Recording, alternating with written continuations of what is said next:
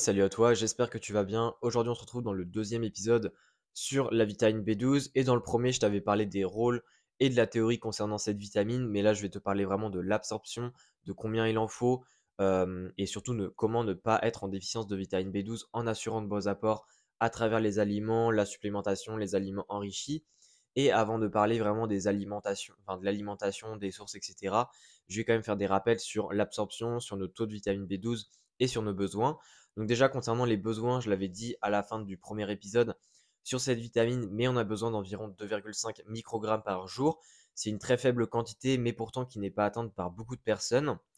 Au niveau de l'absorption, alors je vais expliquer un petit peu en détail quand même, mais avant de parler de l'absorption, je vais quand même expliquer que pour être en déficience de vitamine B12, il faut généralement environ 2-3 ans pour que ça se diagnostique, pour la simple et bonne raison que on a des stocks de vitamine B12 où on estime qu'il faut environ 3 ans en moyenne, ça dépend des personnes, pour justement enlever tous nos stocks de vitamine B12. C'est-à-dire qu'on stocke environ 2-3 mg de vitamine B12 par jour. Et donc, si on fait le calcul par rapport à nos besoins journaliers, eh bien, on estime qu'il faut environ 3 ans pour que tous nos stocks soient épuisés avant que vraiment on considère que en n'apportant pas de vitamine B12 à travers l'alimentation, on en manque vraiment et que donc on est carencé pour le coup. Donc c'est pour ça que chez les personnes végétariennes et surtout véganes, eh bien, au début de l'alimentation végane, eh bien, il n'y a pas de déficience, ou du moins s'il y a des analyses, il n'y a pas forcément de déficience en vitamine B12. C'est parce qu'en fait les stocks sont en train de diminuer, puisqu'il n'y a pas d'apport suffisant à travers l'alimentation, mais que les stocks ne sont pas encore vides, ce qui fait qu'au final, on considère qu'on a encore assez de vitamine B12 puisqu'on va puiser dans les réserves. Au niveau de l'absorption, la vitamine B12, ça se fait sur 3 étapes principalement. Donc on n'absorbe pas, mais on mange notre vitamine B12 à travers les aliments, la supplémentation, peu importe. Ensuite, ce qui fait comme première étape, c'est que dans l'estomac, eh bien, il y a un premier transporteur. Alors, la vitamine B12, c'est une vitamine qui a besoin de transporteurs pour être absorbée. Il y en a 3, plus précisément.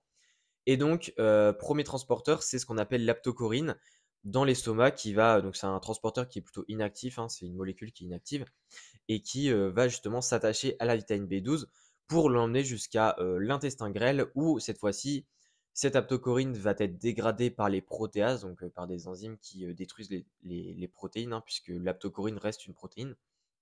Et donc, une fois qu'elle est dégradée par les protéases, eh bien c'est un peu comme un relais, hein, c'est le facteur intrinsèque qui est bien plus connu que l'aptocorine pour le coup. Le facteur intrinsèque qui va prendre le relais et s'attacher à la vitamine B12 pour par la suite le transporter à travers l'intestin.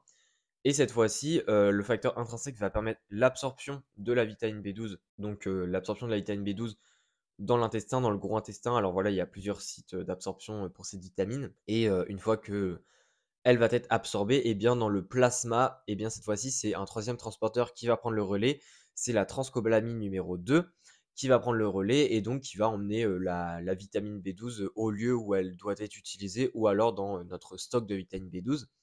Et du coup, c'est à travers tous ces mécanismes-là que l'absorption de la vitamine B12 se fait et c'est pour ça qu'il y a plein de façons qui font que la vitamine B12 va être moins bien absorbée, c'est-à-dire que des personnes manquent de facteurs intrinsèques, il y a certaines maladies qui amènent à ça, mais ça peut également être le cas pour l'aptocorine ou alors même pour la transcobalamine, pardon. Ce qui fait que globalement, l'absorption de la vitamine B12, on l'estime à entre 40 et 60%, c'est-à-dire que si tu consommes 1 microgramme de vitamine B12, il y aura vraiment que 0,4 à 0,6 microgrammes d'absorbé parce qu'à travers tous ces transporteurs, etc., eh bien, il y a quand même une part de vitamine B12 qui ne sera pas absorbée correctement. Autre point au niveau de l'absorption, c'est qu'il faut comprendre que l'absorption de la vitamine B12, ça se fait à travers un transporteur saturable, entre guillemets. C'est-à-dire que c'est-à-dire en fait que tu peux pas manger autant de vitamine B12 sur un même repas que tu le veux parce que si tu consommes trop de quantité de vitamine B12 dans un même repas, eh bien il y a un moment donné où l'absorption de la vitamine B12 se fera plus, c'est un petit peu bloqué, entre guillemets, c'est un peu bouché. C'est-à-dire qu'il y a eu trop de vitamine B12 qui est passé et ça a un peu bouché le passage. Et donc ça fait que généralement sur une période de 4 à 6 heures, on est limité à 1,5 microgramme de vitamine B12 d'absorber. Donc ça fait que si tu as, par exemple, tu mets tous tes apports en vitamine B12 dans un seul repas, tu ne pourras pas tout absorber et donc tu n'en auras pas assez malgré le fait que tu en avais mis suffisamment dans l'assiette. C'est-à-dire que là, c'est vraiment une différence entre ce que tu as dans l'assiette et ce que tu absorbes réellement. Donc ça, c'est aussi important à comprendre, puisqu'il y a évidemment, on va dire, cette façon d'absorber la vitamine B12 sous forme saturable, c'est-à-dire que c'est des transporteurs qui vont être saturés, etc. Donc là, c'est une absorption, comme je l'ai dit, qui est de 40 à 60. Mais par contre, si ça, c'est saturé, ce qui va prendre le relais, c'est ce qu'on appelle l'absorption passive, c'est-à-dire que la vitamine B12 va passer à travers les membranes, etc. Sauf que cette absorption passive est très très faible, on estime à 0,9 à 1,2%, ce qui est quand même extrêmement peu par rapport à 40 à 60%. Donc on fait la moyenne environ à 1% d'absorption passive.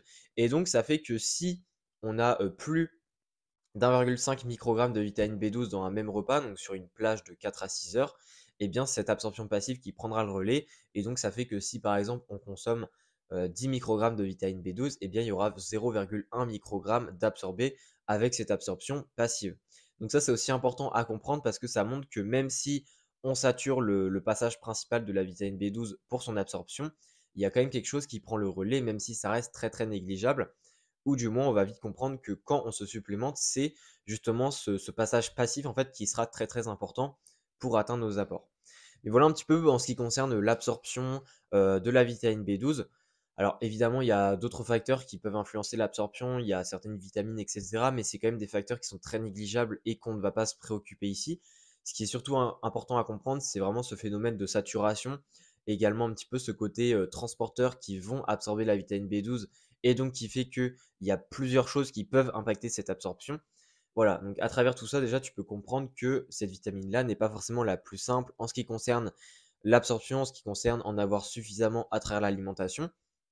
Et justement, eh bien, on va maintenant parler aux sources de vitamine B12. Et concernant les sources de vitamine B12, comme je l'avais dit dans le premier épisode, c'est une vitamine qui a un petit peu ses particularités, pardon, puisqu'on la retrouve essentiellement dans les sources animales, c'est-à-dire que les végétaliens, globalement, ne peuvent pas apporter de vitamine B12 avec leur alimentation, puisque tout ce qui est légumes, tout ce qui est fruits, tout ce qui est céréales, etc., n'ont pas de vitamine B12. Et les seules sources de vitamine B12, ce sont les sources animales, donc tout ce qui est viande, tout ce qui est poisson, etc. Et également certains micro-organismes. Donc il y en a aussi parfois dans les algues comme la spiruline, j'en ai déjà parlé dans l'épisode de podcast qui est sorti juste avant celui-ci. Mais ça reste quand même très très négligeable et il faut quand même considérer de manière globale que les végétaliens n'ont pas accès à des sources de vitamine B12 ou du moins pas des sources alimentaires générales. Et donc, ça fait que la vitamine B12 est quelque chose d'essentiel à apporter, soit via des aliments enrichis, soit la supplémentation, pour justement en avoir assez en tant que végétarien et surtout végétalien.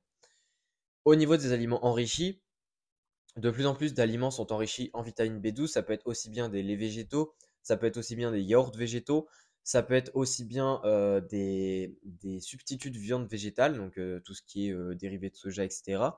Il faut comprendre que ici c'est un enrichissement en vitamine B12, c'est-à-dire que c'est pas l'aliment naturellement qui en contient, mais c'est un enrichissement. C'est pour ça que il faut pas que tu prennes un lait végétal au hasard et que tu te dises que c'est enrichi en vitamine B12. Il faut bien que tu regardes l'emballage puisque quand c'est enrichi, c'est noté. Et il faut notamment que tu regardes au dos de l'emballage le tableau, etc. Et si tu vois dans le tableau là où il y a les valeurs de protéines, glucides et lipides et que tu vois que tout en dessous il y a des nutriments et que c'est notamment marqué cobalamine ou alors vitamine B12 et que c'est marqué un grammage à côté, généralement que c'est noté en microgrammes, eh bien là, tu peux te dire que oui, c'est supplémenté en vitamine B12. Mais en tout cas, s'il n'y a rien noté dans l'emballage, s'il n'y a pas marqué dans le tableau cobalamine ou vitamine B12, c'est que c'est pas enrichi en vitamine B12 et donc ça ne t'apportera pas de cette vitamine. Donc ici, ce qui est important, les aliments enrichis, c'est que tu trouves des aliments qui sont satisfaisants au niveau du goût, pour tes préparations, ton utilisation, etc. Mais qui sont également enrichis en vitamine B12 puisque sinon tu n'en apporteras pas avec ton alimentation. Alors, il y a les aliments enrichis, évidemment, ça peut suffire, par exemple, pour les végétariens, ça peut être une bonne option.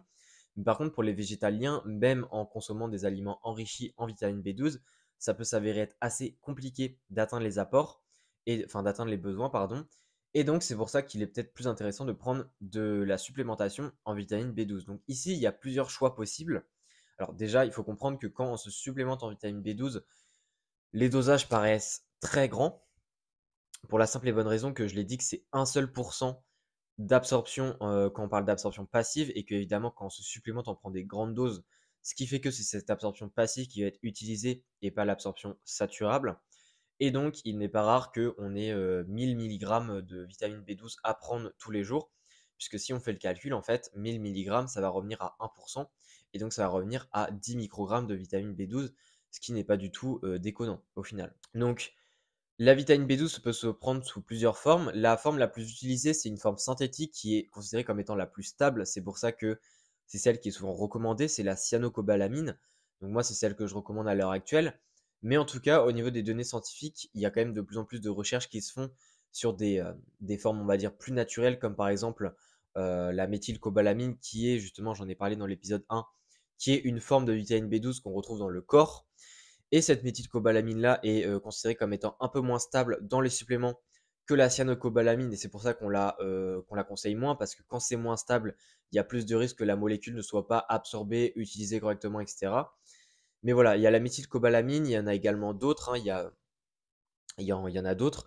Mais en tout cas, il y a aussi des vitamines B12 qui sont considérées comme inactives. Et là, il faut faire attention, puisqu'il y a pas mal de vitamines B12 dans des suppléments qui sont plutôt axés marketing. C'est-à-dire qu'il y a pas mal de vitamines B12 inactives qu'on met dans des suppléments et qu'on dit oui, c'est une vitamine B12 naturelle qui est extraite à partir des algues, etc. Le problème, en fait, c'est qu'il y a pas mal de vitamines B12 présentes dans les algues et notamment dans la spiruline. J'en ai parlé dans l'épisode dernier, qui est justement une forme de vitamine B12 inactive. Et donc, ça fait qu'il y a des suppléments, en fait, où tu prends la vitamine B12, mais la forme est inactive. Donc, en fait, tu prends la vitamine B12, mais tu ne l'absorbes pas, ça ne te sert à rien, etc.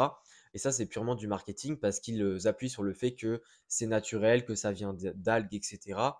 Et que du coup, c'est meilleur, alors qu'au final, c'est une forme inactive et que prendre une forme synthétisée comme de la cobalamine, c'est bien plus bénéfique pour le coup que cette forme inactive. Alors après, il y a d'autres formes, hein. Il y a aussi l'hydroxocobalamine qui peut être notamment intéressante pour les personnes qui ont justement des problèmes génétiques en lien avec la vitamine B12 et son métabolisme. Il y a également une autre forme qui est l'adénosylcobalamine, etc. Donc il y a d'autres formes, mais en tout cas, ils sont beaucoup moins étudiés. Et c'est pour ça que plutôt faut s'orienter vers la cyanocobalamine et éventuellement en second choix, je conseillerais plutôt la méthylcobalamine, qui est quand même la seconde forme la plus étudiée. Donc voilà un petit peu pour cet épisode. Alors au niveau du dosage des supplémentations, c'est vraiment à utiliser, enfin c'est celui qui sera marqué sur le paquet, parce que ça dépend en fait de la forme de la vitamine qu'il y a dans le supplément. Et ça dépend évidemment s'il y a eu des ajouts de d'autres molécules qui peuvent potentiellement améliorer l'absorption passive et donc ce qui fait que ça modifie le dosage. Voilà, ça c'est vraiment à voir selon le supplément. Mais de manière globale, il ne faut pas être étonné s'il y a un 1000 microgrammes, puisqu'on parle vraiment d'absorption passive et que cette absorption est très très faible de base. Si cet épisode t'a plu, en tout cas, n'hésite pas à laisser une note sur le podcast. Évidemment, si tu as des questions, n'hésite pas non plus à me les poser, il n'y a pas de souci. Et sinon, je t'invite à aller écouter l'épisode dernier sur la spiruline, puisqu'il y a pas mal de choses en lien avec la vitamine B12 notamment, mais surtout avec la spiruline, si c'est un aliment magique ou pas. Et on se dit à la prochaine. Allez, ciao.